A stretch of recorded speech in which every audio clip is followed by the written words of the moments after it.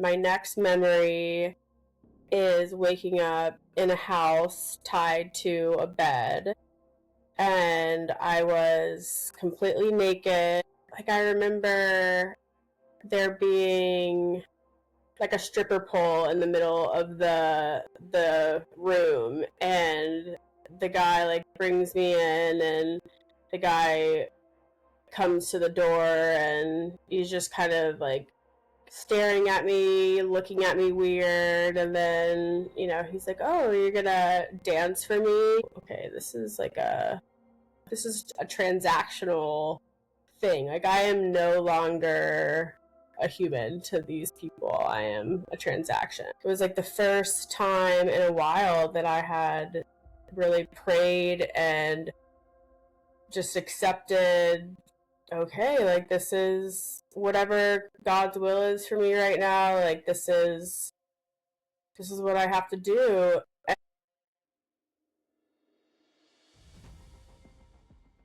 A mission with purpose to find the missing using the power of social networking and cutting-edge technology.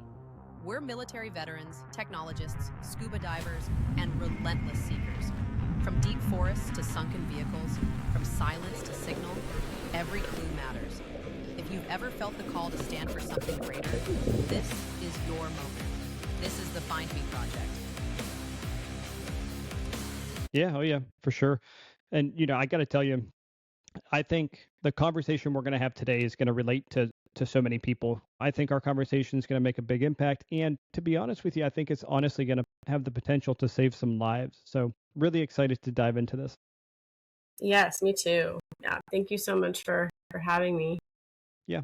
Well, so I'd like to start by giving you a proper introduction, if that's okay. Sure. Okay. There are people who read about the worst parts of this world: drug traffickers, sex traffickers, kidnapping, the kind of violence most of us only see in headlines. And there are people who lived inside of it, who were surrounded by it, who walked out the other side and had to figure out how to be a person again afterward. Carrie Davidson is the second kind. She's seen what that world does to a human being from the inside, not the outside. And instead of letting it bury her, which it nearly did, through years of addiction and misdiagnosis, she turned around and rebuilt her entire life on the other side of it. Then she went further. She made it her work to pull other people out of the same darkness she survived. Carrie is a registered nurse, a CPTSD survivor, and a trauma-informed coach with 15 years of personal healing work behind her. She's the author of the memoir Addicted to Trauma, a memoir of CPTSD, addiction, and taking my life back. And she built something called the Conscious Creation Method, a 5-stage framework for moving people out of automatic survival mode and into a life they're actually choosing on purpose. Carrie, first, I just want to say thank you for all of the work that you are doing. Thank you. I appreciate that. Yeah. Reading that in, seeing that you've been a trauma-informed coach with, I'm sure now it's over 15 years of experience, the amount of lives that you have likely touched and saved, it's probably not even measurable. So, that's incredible to see. And I'd also like to ask you, how long have you been sober?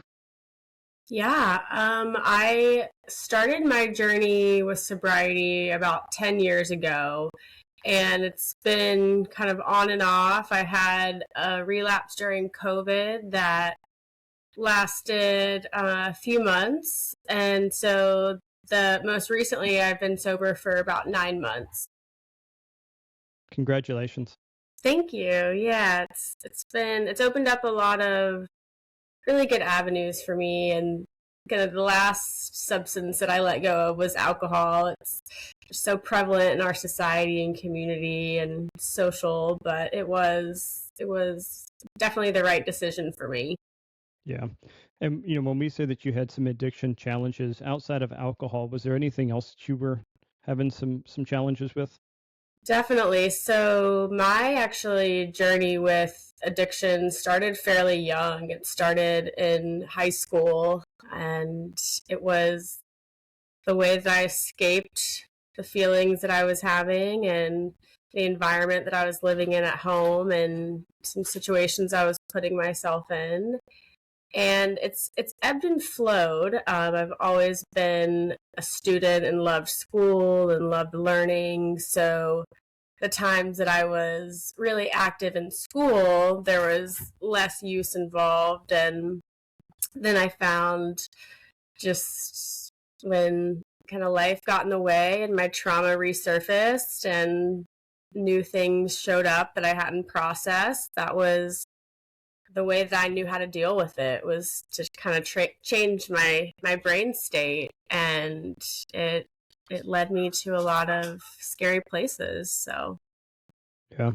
yeah, And I actually want to peel that onion back a little bit if you're okay with it, right? I want you to talk on what you're comfortable with here in just a few minutes. I don't want to get to that just yet. And the reason, Carrie, I think that's so important is there's likely somebody that's listening to this right now that is going through the same challenges and struggles that you went through, where they feel like their life is falling apart. And I think it would be extremely beneficial for you to kind of walk through that so that way they can see what your challenges were and how you overcame them. But before we get there, if you're okay with it, one of the things I like to do is, as we get ready to have an amazing guest like you join us, I like to reach out to our audience and see if they have any questions. So we do have one question that was submitted. This was actually submitted anonymously. So if you're okay with it, I'd like to ask you this question. absolutely. The user or community member says, for someone who just got the language for their trauma for the first time, who spent years not knowing what to call what happened to them, where do I even start? What's the first real step that I can take to get over my trauma?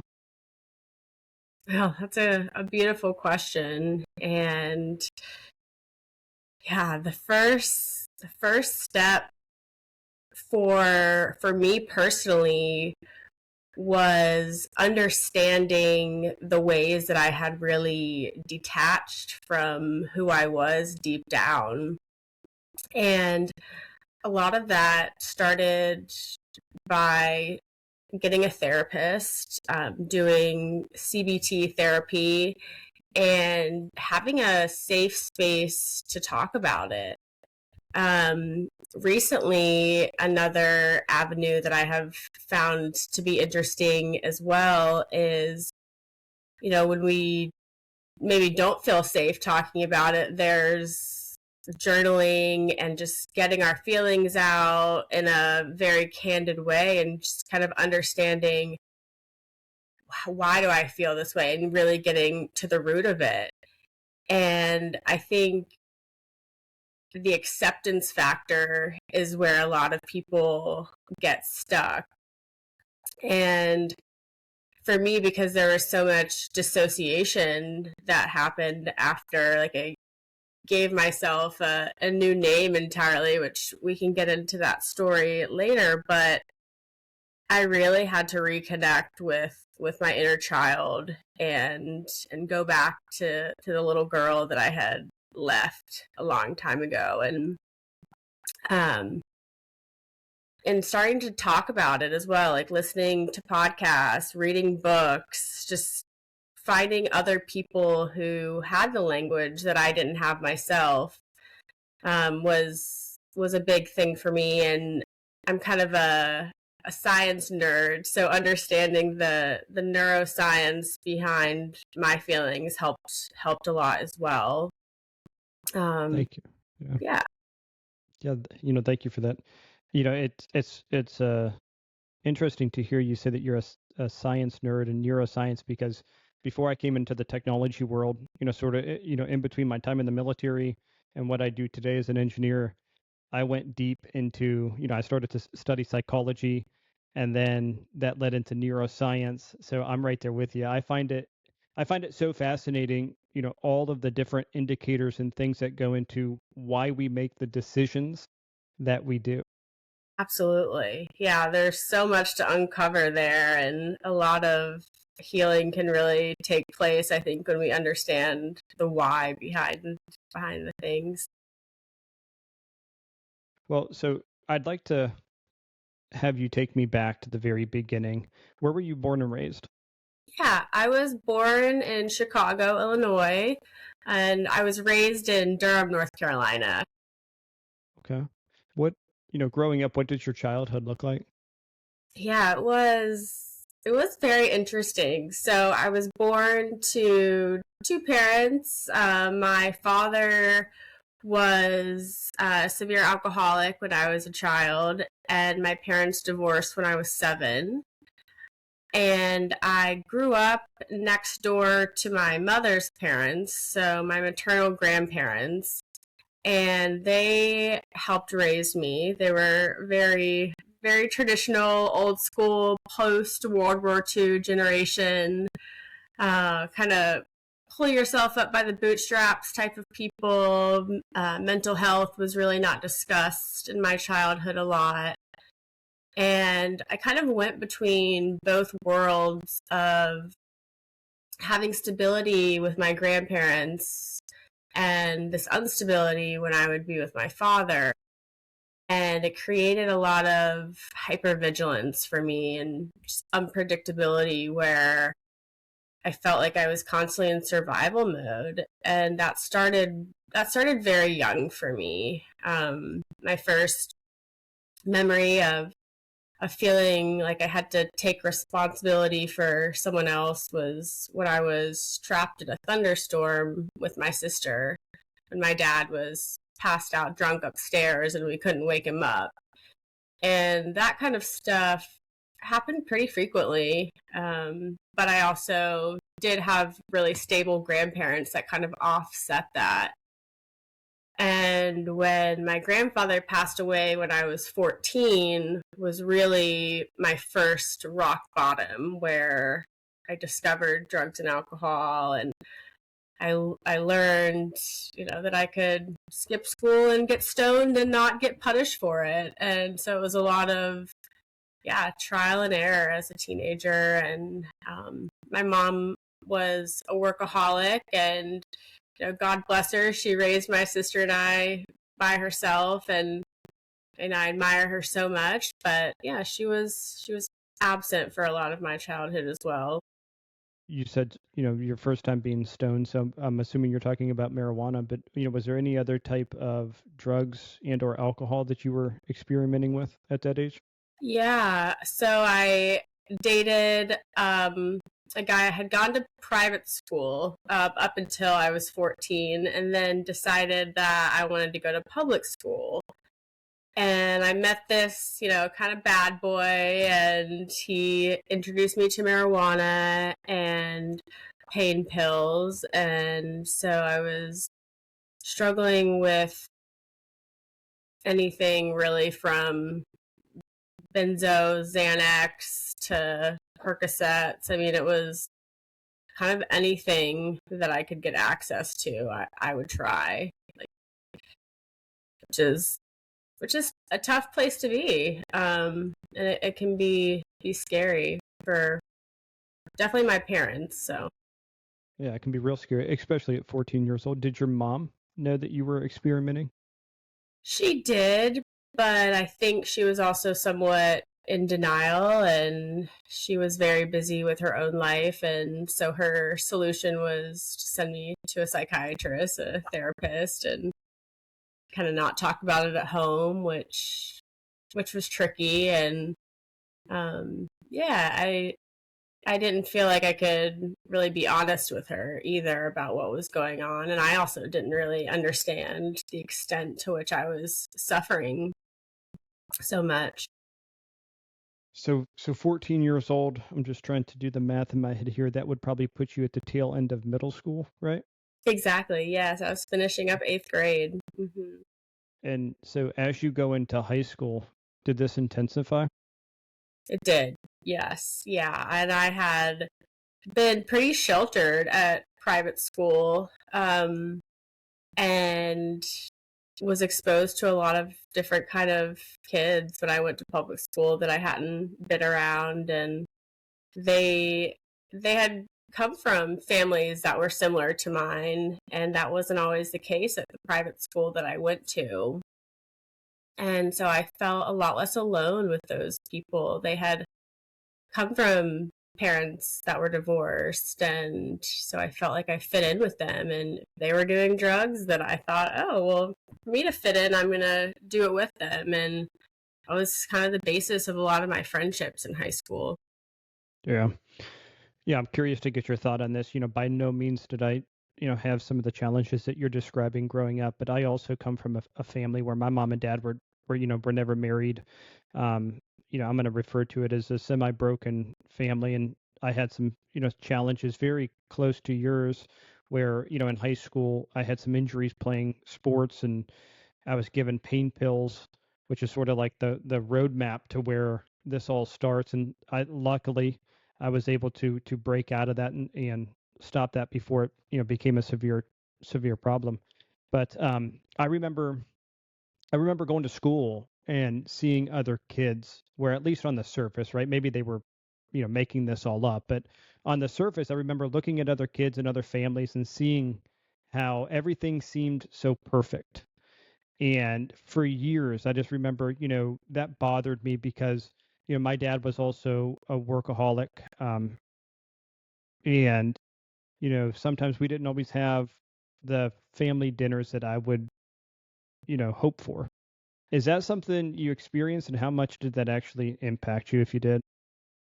That's such a good question and topic. And I actually was just talking about this with someone recently, and the importance of those family dinners, I think, because at home, at my mother's house, food was very unpredictable. My mom actually has somewhat of a undiagnosed eating disorder and exercise disorder. That's how she takes her stress out, is by obsessively exercising and controlling food. And there were times that we would eat dinner at 6 o'clock. There were times that we would eat dinner at 9 o'clock. And I didn't realize how much that impacted me until I was actually much older. I still have a bit of a weird relationship with food as a result of that. But then on the other side, when I was at my grandparents' house, we did have those sit down dinners where we would talk about our day, and they would ask me about school and my friends. And I think without that resilience factor that was built into my childhood, I don't know that I would be where I am today. So I do really think it's important. Yeah, and it's actually funny you bring that up, that resiliency piece, because I also speak about this all the time, where if you look at what you're doing today, what I did in my previous life, where I went into the Marines and I was fortunate to go to war, and then not only outside of the U.S. but in the U.S., and try to combat human and sex trafficking, drug trafficking, all these evil things.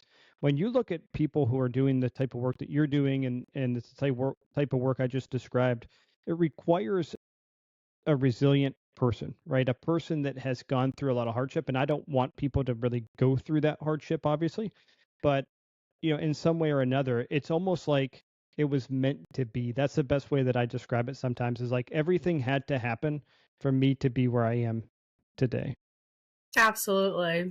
Yeah. And I think a place that I've gotten in reconciling some of the hardships that I've been through is leaning into appreciation and gratitude for it, because it has led me to where I am today, and do have the ability to help other people, which ultimately is what is the most healing thing for me, is when I see that my story can help someone in some other way.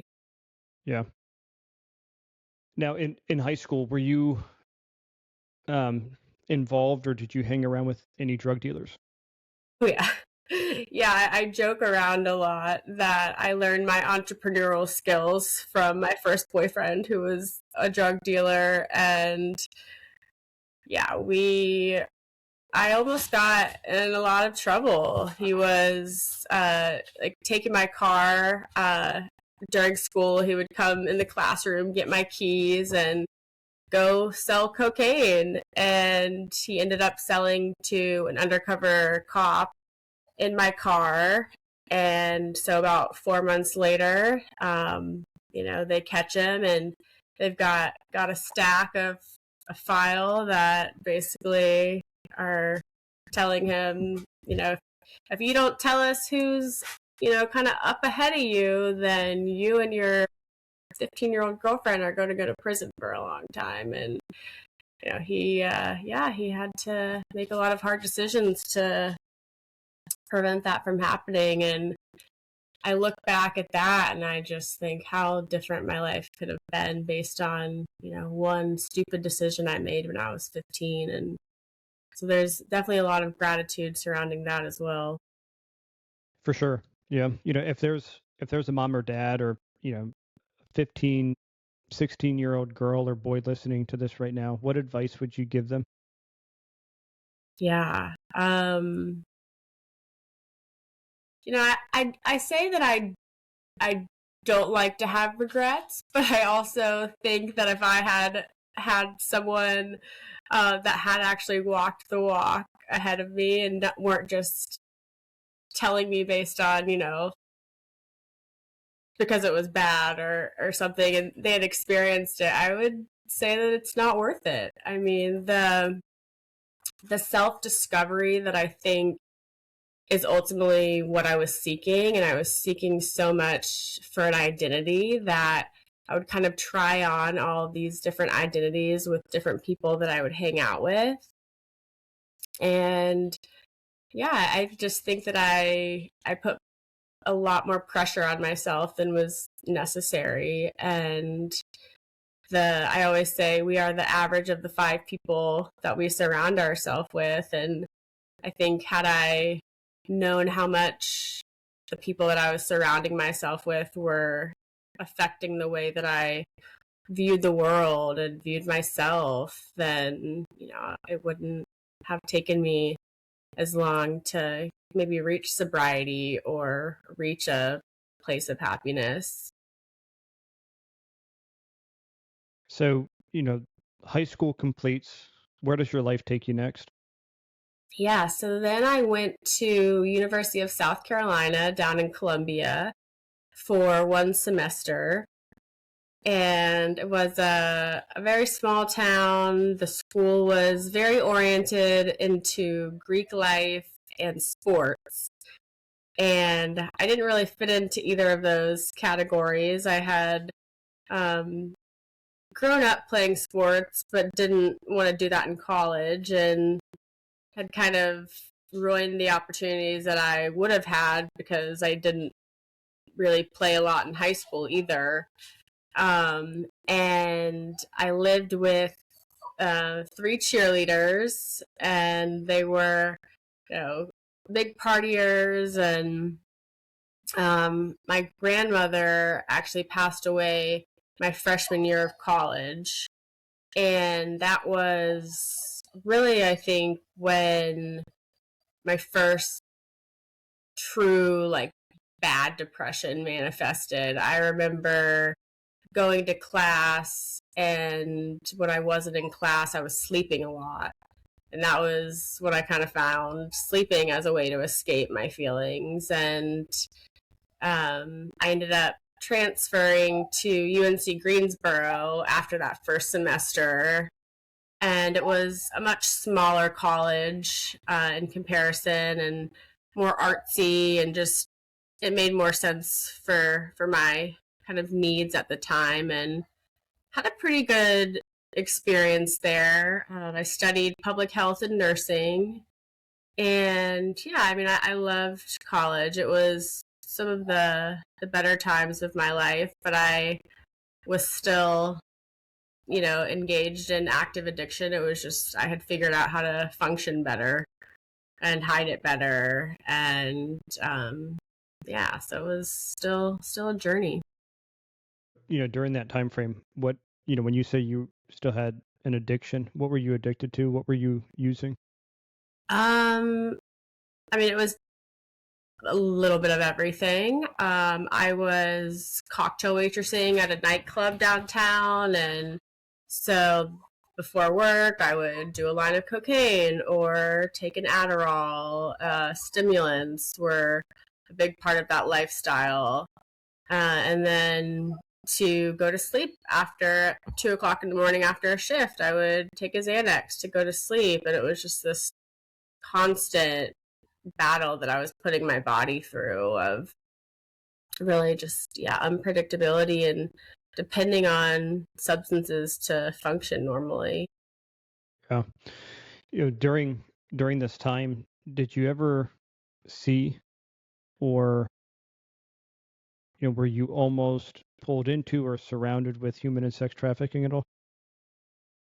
Um, I not in college. I would say my first kind of awareness into it was when after college when I moved out to San Diego and um yeah, we just realized what a it was very close to Mexican border. I lived like 15 minutes from it, and that was when I started hearing about a lot of women going missing and um getting lured in that way. But yeah, it was just kind of a concept that I thought wasn't as prevalent as I learned that it really is. Yeah. Um, And I actually want to go there next here in just a moment. But before we do, any other important lessons learned or things that you can think of that you experienced when you were living that college lifestyle? yeah, I think a lot of the people that I really looked up to in college were um, people that were trying a lot of different things and joining all the clubs and just, yeah, kind of, I think it's a great time to really explore what our different interests are in kind of a protective way. So I would, yeah, encourage that. How, there's a common thread that, you know, whenever we meet with a family where they have a missing loved one that has disappeared, there's typically a pattern as it relates to any type of addiction.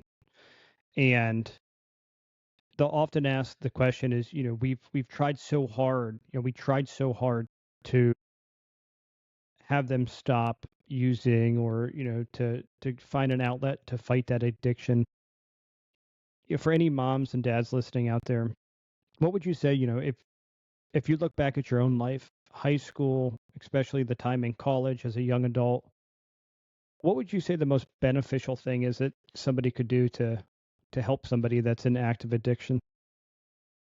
Yeah, it's a great question. And it's actually still something that I am kind of dealing with my own mother because she wouldn't talk to me about her experience that she was going through. And so um, after I was found, after I was kidnapped, she blamed me and she blamed my addiction. And so that was pretty challenging. And I think looking back, had her approach been a little more open with me about sharing her perspective and how hard it was for her from a place of not blaming me, that would have made a really big difference for me.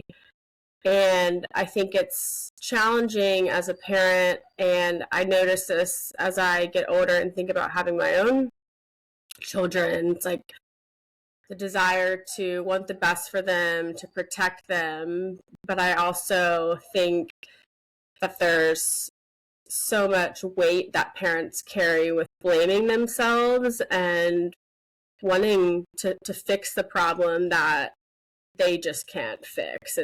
It has to be a decision that, the individual makes, and there's not, enough therapy in the world that a parent could send a child to that's gonna help if the child really doesn't want to get help themselves. And so I think that's important to realize.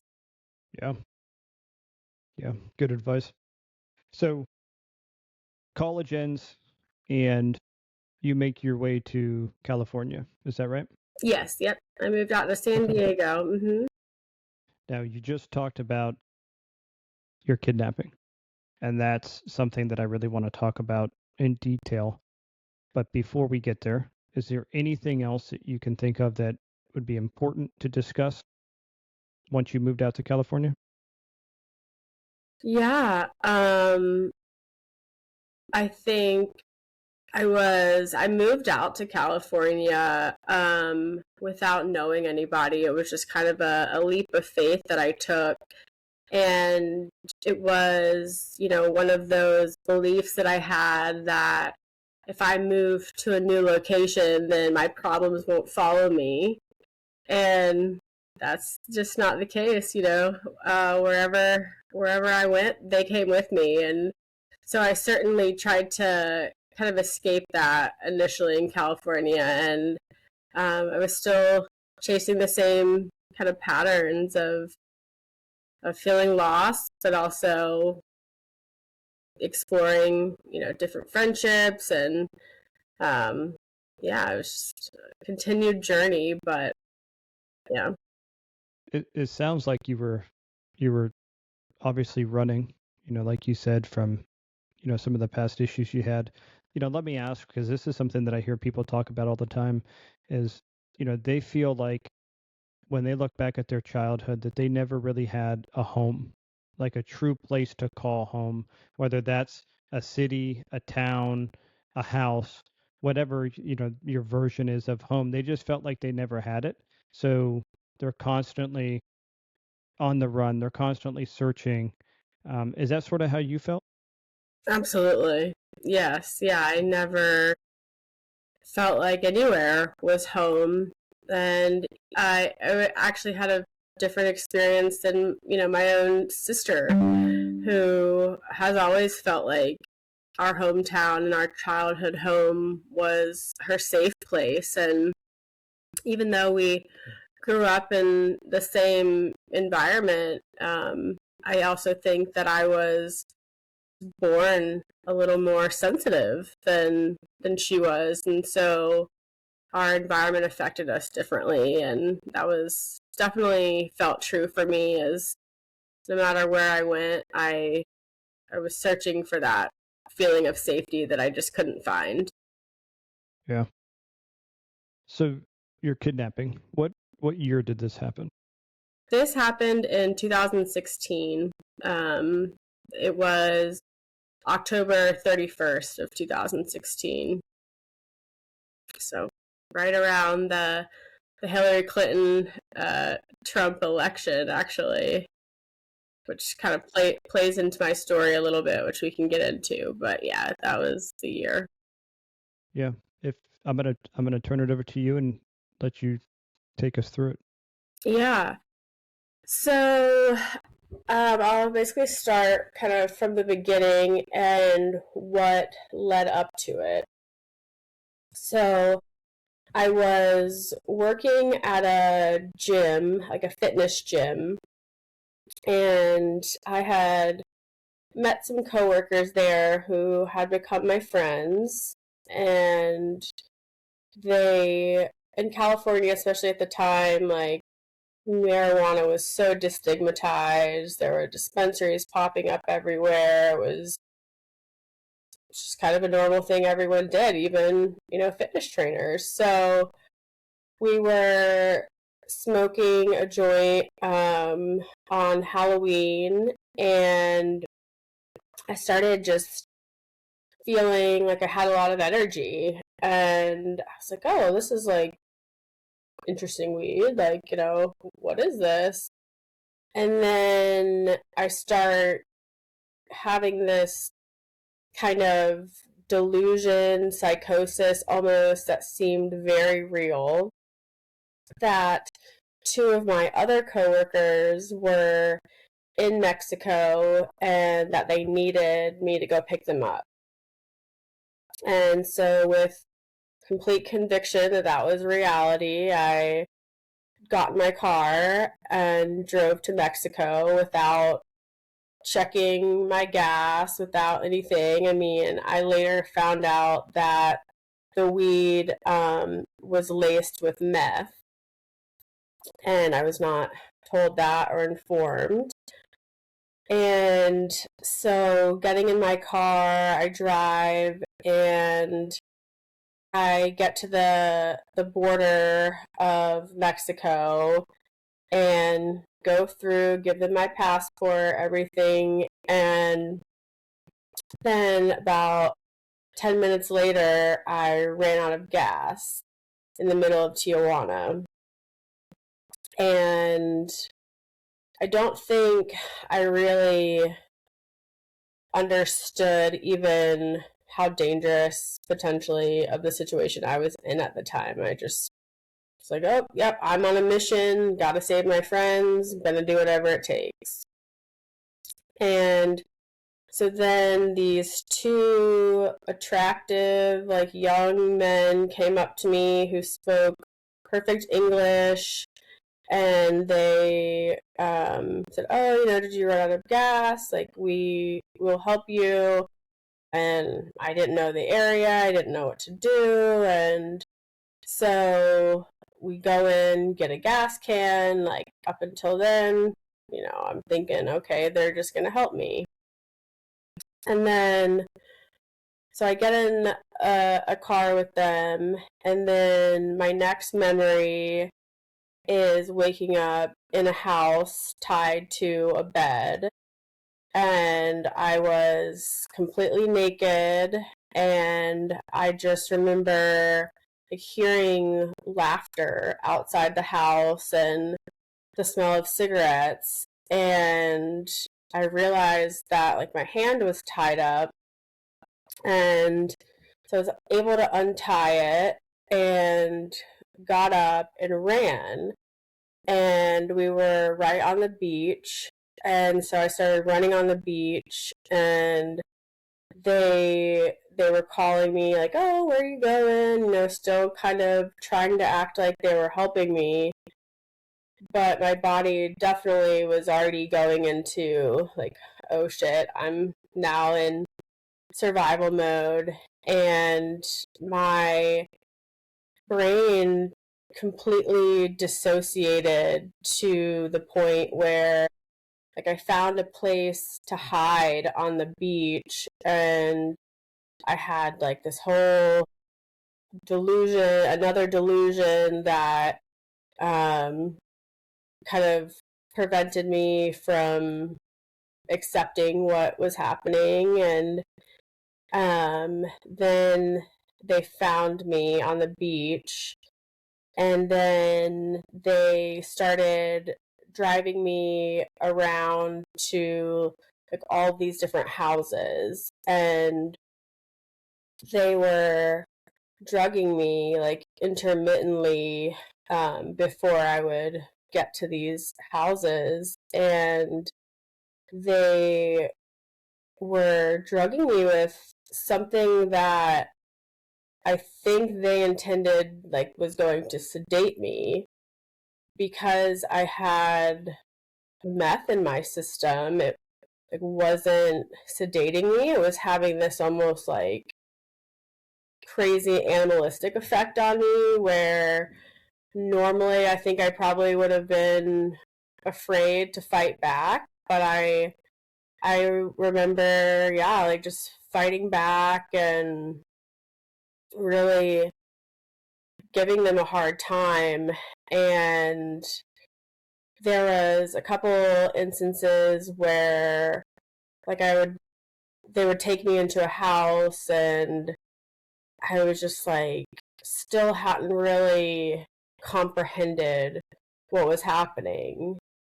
And then the next kind of memory after that is I woke up. I guess I had kind of fallen asleep, or they had drugged me, and I woke up and I was in a cell that it kind of looked like a jail cell, but it had no toilet, nothing. And there was, like, I could see it was in a house. And so I could see like 6 men kind of guarding the cells. And there were other women in cells next to me. And so I remember standing up and having to go to the bathroom and asking, where do I go to the bathroom? And a guy just like looked at me and started laughing and like pointed at the floor. And I remember having this very visceral reaction to just, okay, like my life is in danger here, and I think I might die in this situation. Like, they're either going to successfully sell me into sex slavery, or my organs are going to be on the black market. Like, my brain just started going all those places. And I think at that point, I remember it had changed from daytime to nighttime. And I was looking out this tiny window, and it was like the first time in a while that I had really prayed and just accepted, okay, like, this is whatever God's will is for me right now. Like, this is what I have to do. And through that kind of prayer, my body did very interesting things where I all of a sudden I had taken 5 years of Spanish in high school and a little bit in college. And so I started like kind of thinking in Spanish, like the Spanish was coming back to me, and I was trying to come up with something to say to these people to like let me go. And it took me probably about 5 years of therapy, EMDR, DBT, ketamine therapy, a ton of different types of modalities to get my memory to come back, because for a long time I had no idea how I got out of this situation. All I knew at that time was basically having that prayer and then waking up in a psychiatric hospital in Southern California and calling my mom saying, "Hey mom, it's Grace. I just want to let you know that I'm okay." And so I had completely dissociated from my identity of being Carrie, and my brain created this whole other person that this experience had happened to in order for me to process it. And I remember my mom's voice, and she was like, "Your name is Carrie." And I was just so confused why she was calling me that, because I couldn't even get to that place mentally. And she was angry. And so for a long time, I did blame myself for what had happened. And I think that was definitely a challenging place to be for a lot of my memories as well. There was just so many gaps that I couldn't fill in. And I think that was unsettling as well. But two of my friends came to see me at that psychiatric hospital, and when I saw them, that was a couple of days later when I started understanding that something had happened to me that would probably change me for the rest of my life. And after that, my mother flew from North Carolina to California, and she put me on a plane to go to a rehab, and I was still in psychosis. And looking back, I was like never examined medically. I would never have rape kits done. I never even thought that that was something that I should be doing. And in hindsight, I'm frustrated and mad at the system that, that stuff didn't happen. But at the time, I was just like, yeah, this is my fault. I have a drug problem. I'm going to rehab. And when I was on the plane going to the rehab, I got really terrified and thought that I like had a bomb in my body, was the delusion that I came up with. And so I told the flight attendant, and they escorted me off the plane, called the police. I went to another psychiatric place, and then was there for one night. My mom flew back, came and got me, and by that time, I realized that I was going to have to really help myself if I was going to get through this. And 2 days later, back in North Carolina, and I find out, my sister and mom tell me that my dad had passed away actually while I was kidnapped in Mexico.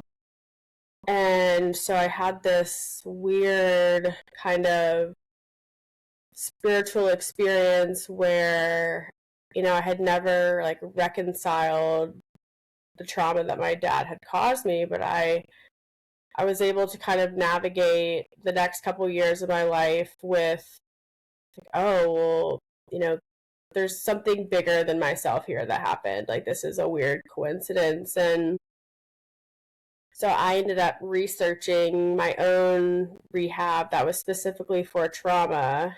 And I went to Arizona for about 70 days after that. And yeah, I mean, it was definitely, I processed a lot in those 70 days. I was processing the grief from my father's death, as well as what had just happened to me. But I think it wasn't until several years later, especially when I entered more of a journey of sobriety, that I was able to process kind of the extent to what had happened. I want to first, thank you for sharing. I could just see, your breathing, how difficult that was for you to talk through. But, I want you to know that it will make a big impact for, some of our audience to hear your story and, how you navigated it, how you overcame it. So thank you first, Carrie. Absolutely, yeah. Thank you for allowing me to share. And There's a lot of information there, and I want to kind of break some of it down, if you're okay with that. So I want to go back to when you went from California, you drove into Mexico, Tijuana. You talked about how these two good-looking men had approached you, and then they ended up kidnapping you. You were strapped to a bed, and then after that, you were able to semi-escape. They captured you again, and then they drove you around house to house. What was the time frame that all of this was happening? Was this one night? So the day, yeah, so they took me in broad daylight. It was like middle of the day, because I left like early, probably like 7:30 in the morning from San Diego, so probably got to Mexico like early morning. And then throughout, it was dark when I escaped the house, and then the first house. And by the time I was found, it was November 2nd. So total that I was there was from October 31st to November 2nd. So it was around 3 days total. And when they took you from house to house, do you recall what was happening in those houses? Yeah, a little bit. So there were, like, I remember there being like a stripper pole in the middle of the room, and the guy like brings me in, and the guy comes to the door, and he's just kind of like staring at me, looking at me weird, and then, he's like, "Oh, you're gonna dance for me? Like, show me why you're worth it. Like, what are who like, yeah, prove it to me," kind of thing. And I was just like, "Oh, okay, this is a transactional thing. Like, I am no longer a human to these people. I am a transaction." Was the guy that wanted you to dance in front of him on this pole, was he, could you perceive, was he somebody that came to this house and was paying for this service, you to dance, or was he, one of these bad guys that was part of this group that had kidnapped you? Yeah, I think he was part of the group of people that had taken me. Did did you ever find out, maybe you did, later on, and we'll get to that in a moment, but early on, did you ever get a sense of what type of group you were dealing with? Yeah, so it was interesting because they were all in like police uniform. They were dressed like they were, yeah, just normal law enforcement kind of. And um that's when I was like, okay, I know there's definitely some corrupt kind of stuff happening in Mexico that I've read about, heard about, but I didn't understand how intertwined um, that network was. Was it ever identified or revealed later on who this group was? Mm-mm, no. No. Do you feel like there was, it sounds like, and I want to get your thought before I say this, but do you feel like there was a potential of cartel involvement mixed with corrupted police I do. involvement as well down there? Yeah. I do. Yeah, that is my belief, and based on kind of my experience of it, um, that's what I believe. And the interesting thing is the person who found me was a U.S. Marshal, and he found me. I had been dropped off um, completely naked just past the border.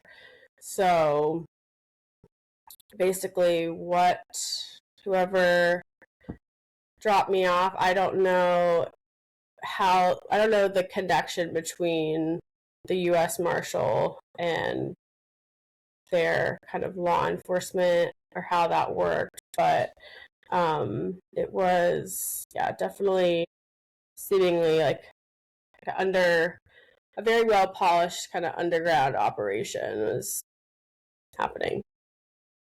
When you were in the houses, how many other women, did you see any men that were in captivity, or was it just women? Just women, yeah. The the two that I saw that were next to me, because there was three cells from what I could see in the last house that I was in, and they, yeah, I just they looked like they had been there a lot longer than I had. In those previous houses, not the ones with the cells, but in all the ones before that, how many women in total would you say that you saw? Probably 8 to 9.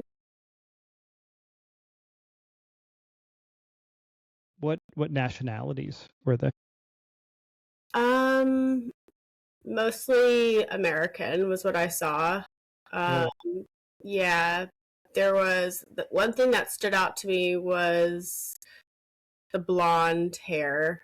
There was a couple people that had naturally like blonde hair, and then a couple that maybe had dark hair, but it was dyed.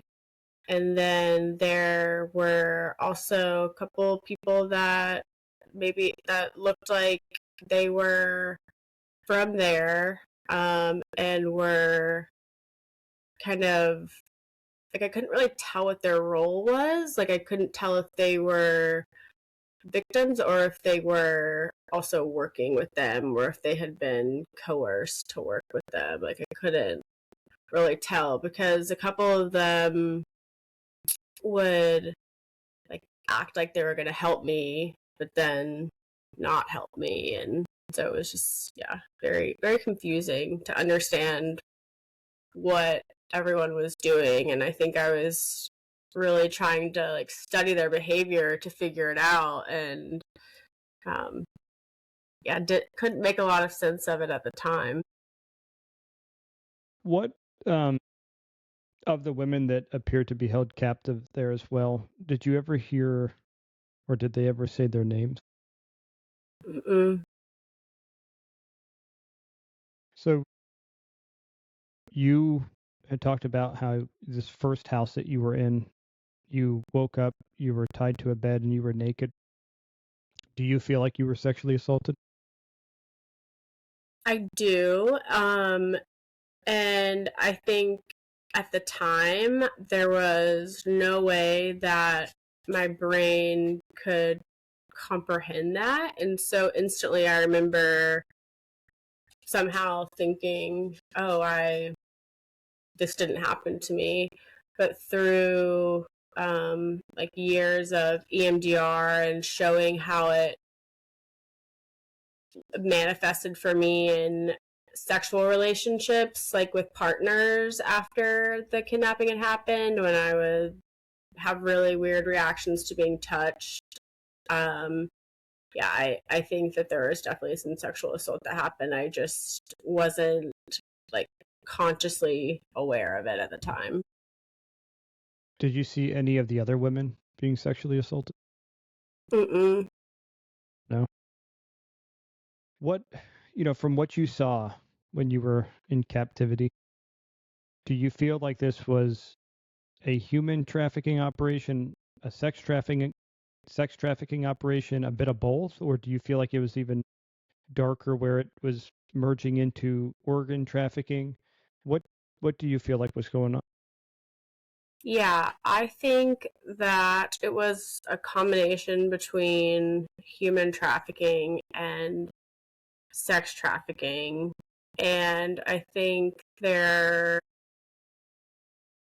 was the level of, it was almost like the the girls that I saw, like I got, I don't know, kind of runaway vibes in a way. I remember this one girl like looking at me, and she just, like the look on her face was, I don't know, she just had seemed like she was there for like a long time, and that I was trying to understand what that meant, and I never really could make that out. But yeah, I think to the level, and I guess the way what my body did to get out of it was basically fake like a pregnancy, and so my stomach actually like grew to the point where I looked pregnant. And from what I have come to is that I told them that I was pregnant and I don't know, and that I was like, I guess about to have a child. And I don't know if that was like too much. They were like, oh, okay. And that's why they dropped me off at the border or what. But I also, I guess that's kind of what leads me to think it was more sex trafficking, because, yeah. Did you ever see any clients, what I'm going to refer to as clients, that were purchasing the services that you would typically see with sex trafficking? Did you ever see anybody external to this group come to any of these houses? So I saw people that were not in like police uniform that would come to the houses, yes. And they were like mostly Caucasian men, that were speaking Spanish, fluent Spanish, and I could make out a little bit. Like they were talking, I heard the word work a lot, like trabajo, and I was just, yeah, I could tell that they were working together, but I couldn't make out what their like goal was. Yeah. Has, since all of this happened, you were dropped off, you went through rehab and therapy, and did any professional law enforcement agency or other like intelligence agency, did they ever investigate this? No. Why do you think that is? I think out of everything that I carry from the situation that I have a harder time coming to terms with and letting go of is that question is, why wasn't medical treatment offered to me, or why was DNA sampling not done? And the only thing that I can really think of is that it happens so frequently that people don't think that it's worth it. And I don't know, I just don't think that's true. I think some of these cases probably could get solved. Yeah. I think of it from the context of, the chances and likelihood if this operation is still going on that those women are still there, and there's likely more women that are still there that are missing. You talked about how their nationality appeared to be American. It doesn't matter what your nationality is, to be honest, there's missing people, and it just blows my mind.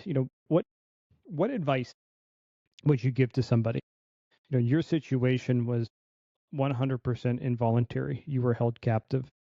So it does change us a little bit. So I want you to think of this, how you would answer this question in maybe two different ways. But somebody who's going through human and sex trafficking semi-voluntarily. And Mm-hmm. what I mean by that is they're being coerced, right? Maybe somebody is feeding them drugs or, giving housing in exchange for sex trafficking. And Mm-hmm. then there's the alternate side of that, which is 100% involuntary. If somebody is living that or has lived that, what advice would you give them, A, on how to be mentally strong to get out of it, and B, how to be strong following? Yeah.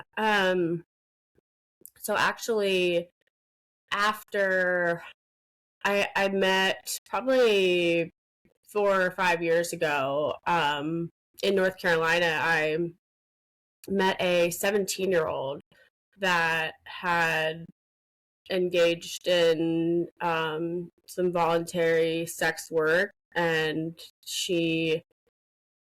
one of the people that was, I guess, she was kind of working with, um, she thinks tried to traffic her.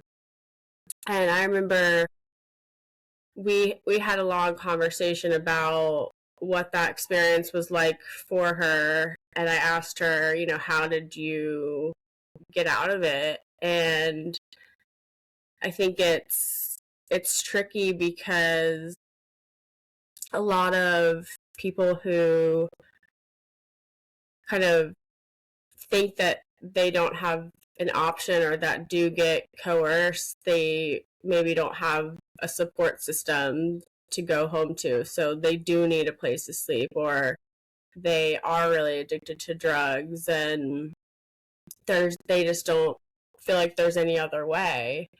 And what I wish that I could tell all of those women is that they are so much stronger than they think, and that there are people like myself that, are willing to talk about the hard stuff. And I think the more people that come forward about their experiences, the less taboo this topic will be.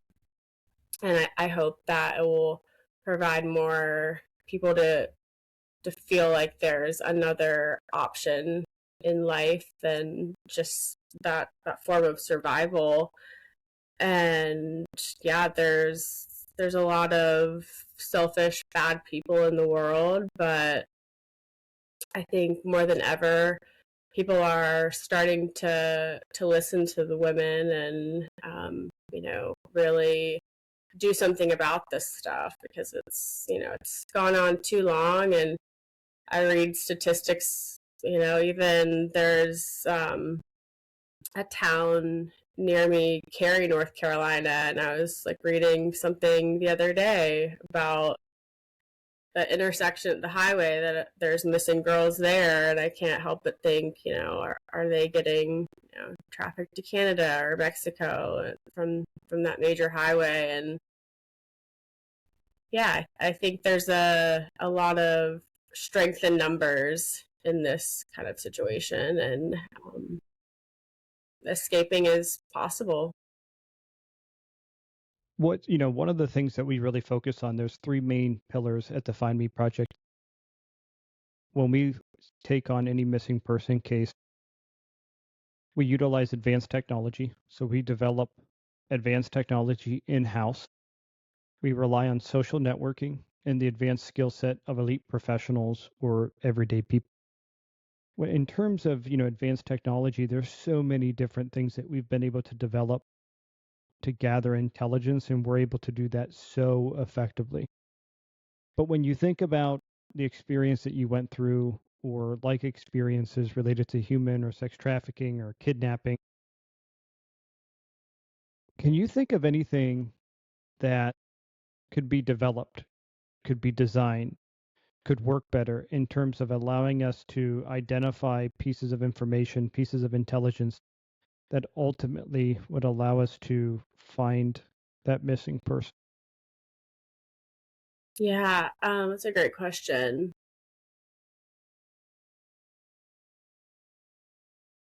I'm thinking about like what could have helped me.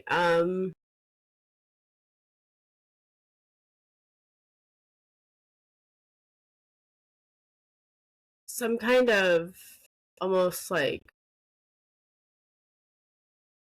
tracker. I don't know, like a tracker maybe that had been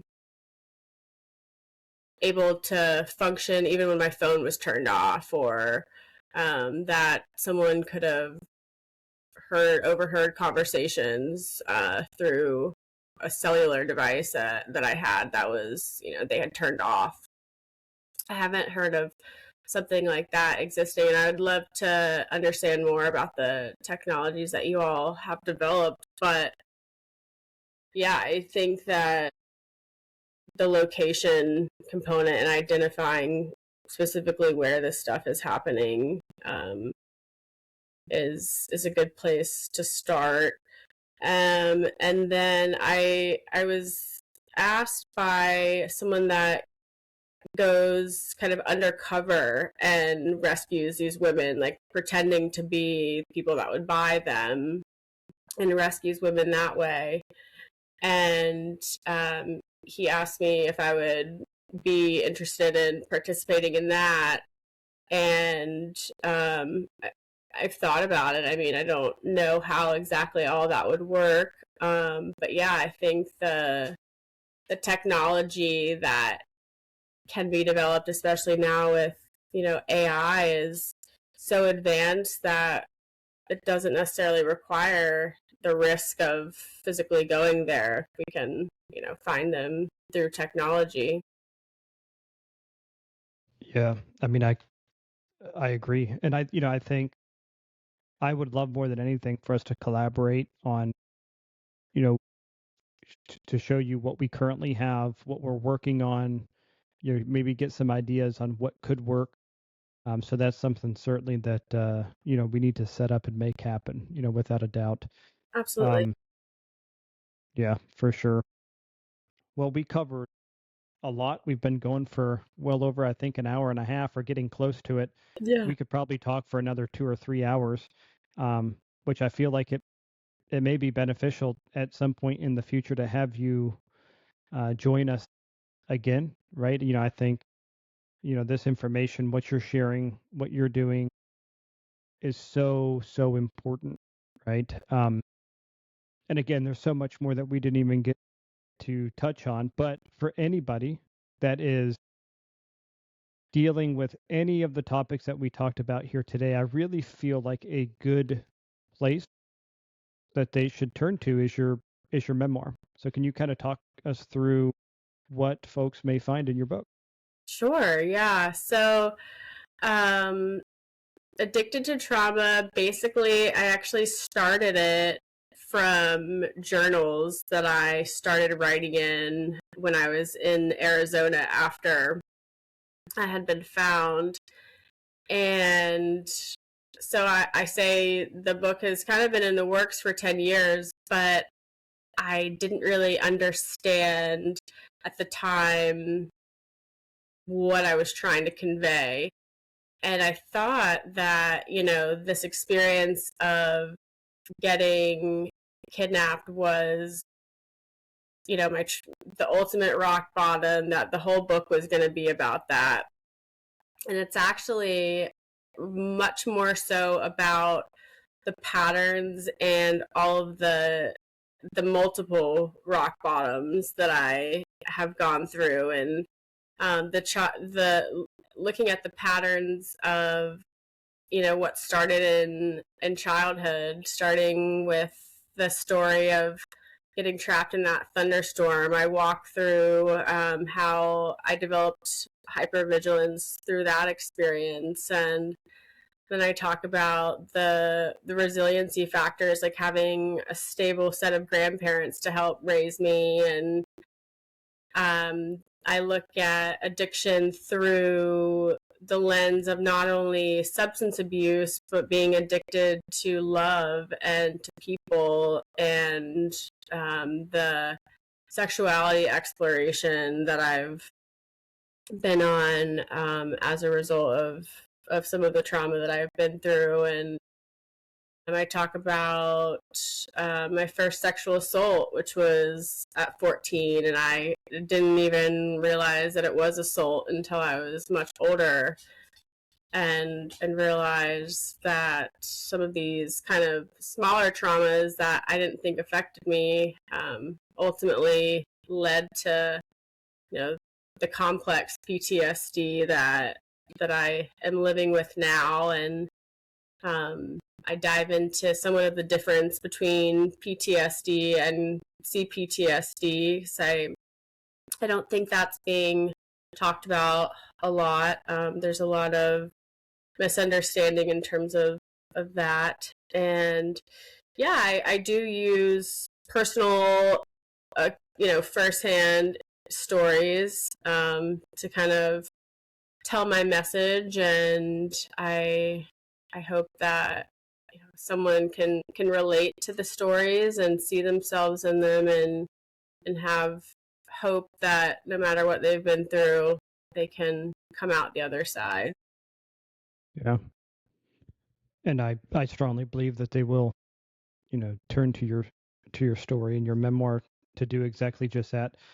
And those are some of the topics. It's we had a whole outline, and I don't like to follow an outline. As you can kind of tell when we have a conversation, I just like to let it flow naturally. But we do have an outline queued up, and CPTSD and talking through some of that is something that I wanted to ask a few questions around, but we went sort of off script, and I really wanted to talk about that whole experience in Mexico because I think it's so important to your story and your mission and purpose and how it would relate to a lot of other people. So if we have you back, I really think that's what we want to talk a little bit in greater detail about.